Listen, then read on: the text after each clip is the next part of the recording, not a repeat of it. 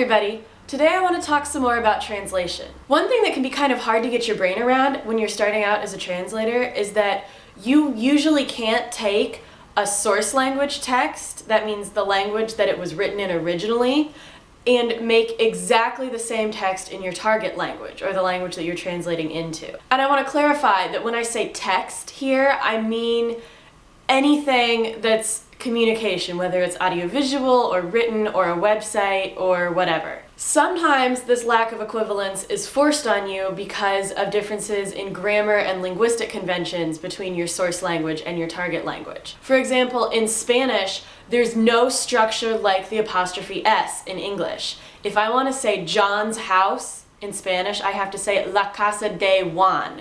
I can't say Juan's casa. In Russian, there are no articles. They don't have words like a, an, and the. And in German, you can combine lots of smaller words to make a really long word to describe something that's kind of complicated. Sometimes you could translate your text exactly from your source language into your target language and have all the words and symbols and everything be exactly the same, but you shouldn't because it's not going to have the same effect. A lot of times this is because of differences between your source culture and your target culture. In the US, we often see signs that say something like, "Don't feed the fish." Very short and to the point.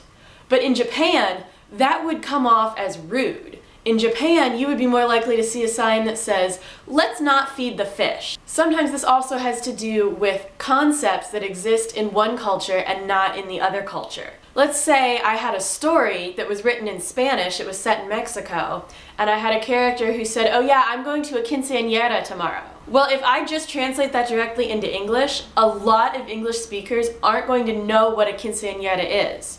And so there are a couple ways I can deal with that. I can either keep the sentence pretty much as it was and use a footnote to explain down at the bottom that a quinceañera is a Mexican tradition when a girl turns 15. It's kind of like a cross between a bat mitzvah and our traditional idea of a sweet 16 party. Or as the translator, I could insert some extra words into the text. And I could have the character say something like, "Yeah, I'm going to a quinceañera tomorrow. I can't wait until I get to have a great big party for my 15th birthday." And that would explain to the target audience, the English speakers, what a quinceañera is without really disrupting the story. The major goal of the translator is to convey the message of the text from one language to the other.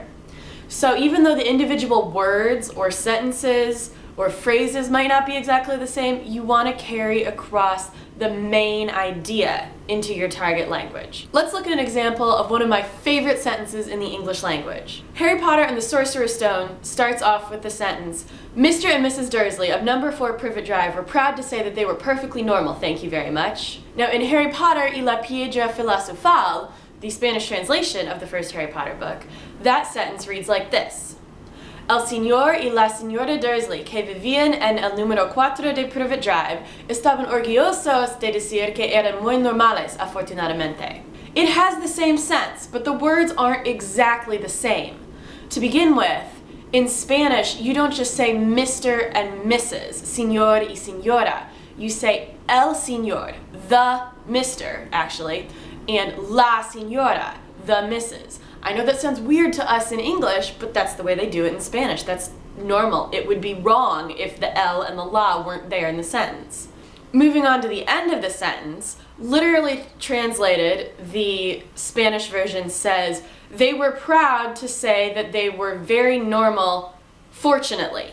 "Thank you very much" is a nice touch in the English, but it wouldn't translate quite as well in the Spanish. It would sound a little bit odd. And fortunately, generally has the same sense to it, the same general meaning as "thank you very much." So even though the two sentences aren't exactly the same, they're equivalent. They get the same idea across. They set the same tone to start out the Harry Potter series. When you're looking at various texts in the future, whether they're written or on television or on the radio or on a website, stop and think to yourself about whether or not things might need to be changed to translate that text into a different language. I think it's really interesting to think about those little details and think about how I would make changes as a translator. I hope you all have a good week, and I hope everything is worth the pineapple. Bye, guys.